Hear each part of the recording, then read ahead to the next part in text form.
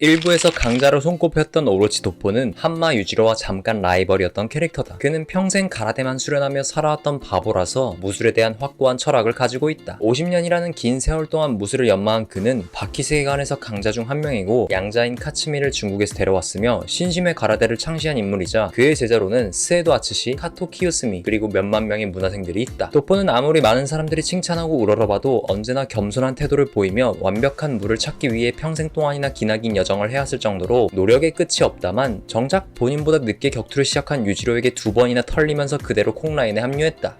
나이는 56세, 신장은 178cm, 몸무게는 110kg, 가족관계로는 부인 오로치 나츠에, 양자 오로치 카츠미고 개인적인 목표는 가라데를 격투기에서 최고로 만드는 것이다. 별명은 2가지가 있는데 과거에 시베리안 호랑이를 수도로 때려눕혀서 얻은 칭호인 범사냥꾼과 가라데만 지독하게 파서 얻은 무신이라는 별명을 가지고 있다. 이러한 어마무시한 별명에도 불구하고 그는 일부에서 여러 차례 패배했지만 언제나 강하면서 현명하고 부인에게는 한없이 약한 로맨티스트다. 그의 캐릭터성이 가라데를 베이스로 만들어서 전부 실제 존재하는 기술들인 앞차기, 정권 찌르기, 손목치기, 옆차기, 돌려차기 등 기본기를 쓰는데 이것은 카츠미나 카토의 변형된 가라데와 달리 언제나 가라데의 순수한 형태를 유지하는 것이다. 이러한 형태에 대한 훈련은 하루에 1000번 정도 기술을 연습했으며 힘, 속도, 체력에만 의존했다. 게다가 대결을 하기 전에 도포는 상대의 자세, 격투 방식, 기술들을 주의 있게 살펴보며 수많은 경험을 밑바탕으로 사용할 수 있는 꼼수들을 전술적으로 사용하기도 했다. 또한 어떤 상대라고 할지라도 물러서지 않는 가라데 스타일을 추구한다. 그의 대표적인 일부 기술들은 모기에게서 영감을 받아 만들어진 관음 보살권, 공격과 방어를 같이 할 수 있는 천지상하의 자세, 앞면에 주먹이 날아도 거뜬하게 막아내는 삼전, 카멜레온처럼 눈을 돌려 상대가 양쪽에서 날린 공격을 받아치는 산안, 그리고 언제든지 맞을 수도 있을 거라는 생각에 고관을 체내에 감추는 기술이 있다. 말이 되냐? 과거 유지로에게 기습당한 도포는 도쿠가와에 의해 리벤지 매치를 하게 되었다. 최대 토너먼트가 있기 전까지는 강키들이 없었기 때문에 나름 비등비등한 대결이었는데 시합이 시작되자마자 본인의 특기로 싸운 게 아닌 다른 꼼수를 써서 유지로를 당황시켰다. 그리고 이어지는 여러가지 킥들로 그를 방어만 하게 만들었고 이때 처음으로 주특기인 천지상하의 자세로 공격과 수비를 완벽하게 만들었다. 그러나 유지로도 도포와 마찬가지로 새로운 기술인 남왕수로 도포를 당황시켰고 이에 질세라 도포도 상단 찌르기로 받아쳤지만 몸의 내구력 차이로 인해 기술이 제대로 들어가지 않아 산안을 써서 유지로의 모든 공격을 흘리며 반격을 나섰다. 허나 아이러니하게도 유지로의 등에서 도깨비가 울어버리는 바람에 도포는 그대로 패배했다. 맞냐? 최대 토너먼트가 열리고 나서 처음으로 만난 상대다. 도복을 입고 싸운 게 아닌 나름의 격식을 차리고 번갈아면서 한 대씩 치는 서부의 건맹극처럼 대결이 진행되었다. 하지만 한 대씩 주고받으면서 필스의 펀치가 굉장히 맵다는 것을 느낀 도포는 치사하게 3전의 자세를 써서 기술 없는 클래식한 펀치 대결에서 기술을 써서 이긴 졸렬한 시합이었다.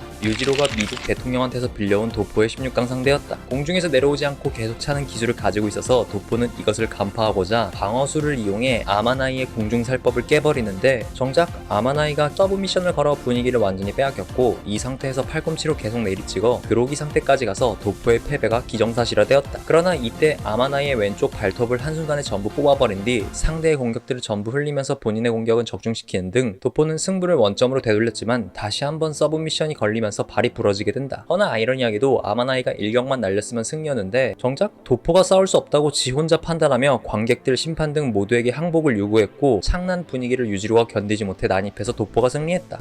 준준 결승전에서 만난 합기와 가라데의 대결. 나이는 시부카와가 많았지만 경험적인 측면은 도포가 우위에 있었던 대결이다. 그러나 시부카와도 살아오면서 수많은 가라데 무도가들을 패배시킨 가라데 킬러라 대결의 초반은 도포가 고전을 면치 못했다. 시부카와류 자체가 상대의 힘을 그대로 돌려주는 반격기와도 같은 기술들이 많아 도포가 강하게 타격할수록 반사되는 힘으로 인해 체력을 스스로 깎아먹었다. 심지어 도포의 패시브와도 같은 천지상하의 자세에서 시부카와는 진짜 공격을 찾아내어 카운터도 날렸다. 도포는 더 이상 본인의 기술이 먹히지 않자 승부를 걸기 위해 관음 보살권을 날렸으나 시부카와는 이에 기다렸다는 듯이 또다시 반격을 취해 도포는 땅에 그대로 처박히며 패배했다. 끝났다.